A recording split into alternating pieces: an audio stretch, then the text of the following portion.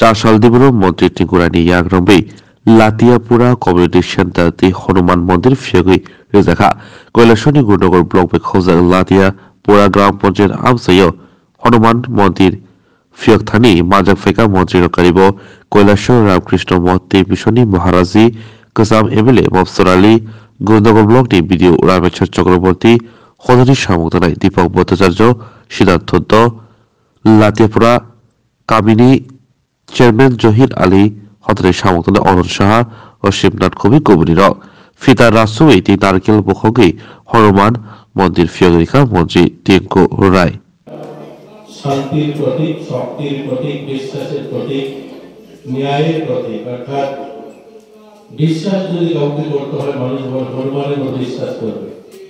এবং হনুমান চালিসা বা হনুমান মানুষের দেখবে অনেকগুলো অধ্যায় ওনাকে নিয়ে বর্ণনা করা হয়েছে।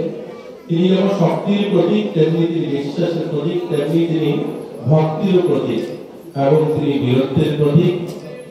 ওনাকে বলা হতো যে সামরিক শক্তি। বর্তমান সময়ে যে আমরা প্রতিরক্ষা দপ্তর আমরা বর্তমান সময়ে যেটা করি, এইরকম তখনকার সময় অর্থাৎ ভগবান আদিকালে বিষ্ণু যখন পৃথিবীতে অবতরণ করতে মানে ওনাকে রক্ষা করার কাজ এর জন্য পবন পুত্র পবনের সঙ্গে তিনি বাস করেন রক্ষা করার জন্য। এরকম অসংখ্য ঘটনা রয়েছে। উনি শান্তি বীরত্বের প্রতীক হিসাবে ওনাকে ধরা হয়। এইখানে একটা সুন্দর পবিত্র মন্দির আর উদ্বোধন হলো। কাকু বলেছেন যেটাকে রক্ষণাবেক্ষণ করা, এটা সত্যি ভালো লাগছে। এরকম একটা কমিউনিটি হল এবং একটা মন্দির উদ্বোধন অনুষ্ঠানে সবাই উপস্থিত, আমরা হিন্দু মুসলমান সব সম্প্রদায়ের উপস্থিতিতে এই ধরনের একটা মন্দির উদ্বোধন হচ্ছে। এটা একটা বিরলতম ঘটনা আমাদের রাজ্যে, যে আমরা সবাই মিলে এই সুন্দর অনুষ্ঠানটা উপস্থিত হয়েছি। তো সবার কাছে থাকবে এটাকে যেন রক্ষণাবেক্ষণ কোন সম্পদ সৃষ্টি করা যতটুকু আমাদের করতে গিয়ে পরিশ্রম হয়, তার থেকে অধিক পরিশ্রম সেটাকে রক্ষা করা, সেটাকে চালিয়ে নিয়ে যাওয়া। তো আমি আশা করি এখানকার জনপ্রতিনিধি যারা আছে, সমাজসেবক যারা আছে, সবাই মিলে এটাকে যেন খুব সুন্দরভাবে আমরা এগিয়ে নিয়ে যেতে পারি। আর সেটাকে এখানকার যারা মানুষ আমরা আছি আশপাশে, আমরা যে সেটা আমাদের সম্পত্তি, এই সম্পদটা যেন আমাদের এলাকার সবার, এটা মনে নিয়ে আমরা কাজটা করতে পারি।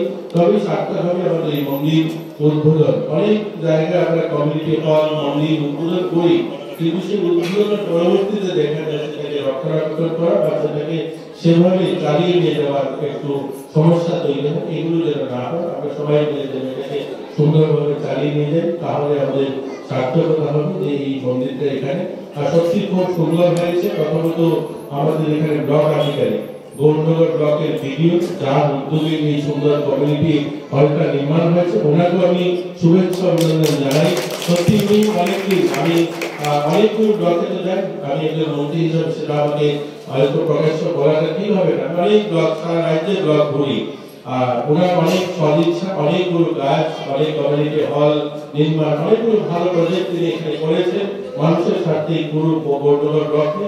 তো উনি ওনাকেও আমরা ধন্যবাদ জানাই। কেন্দ্রীয় স্টাফ রয়েছেন, আমরা চাই সবাই মিলে কৈলাসহরটা যেন সেজে উঠে, গৌরনগর ব্লক, চণ্ডীপুর ব্লক, দুটা ব্লক যেন সেজে উঠে। এই এলাকার মানুষের অনেক দিন ধরে অনেকগুলো স্বপ্ন আমরা পূরণ করতে পারি, সেগুলো যেন পরিপূর্ণ হয়, এই কথাগুলো বলে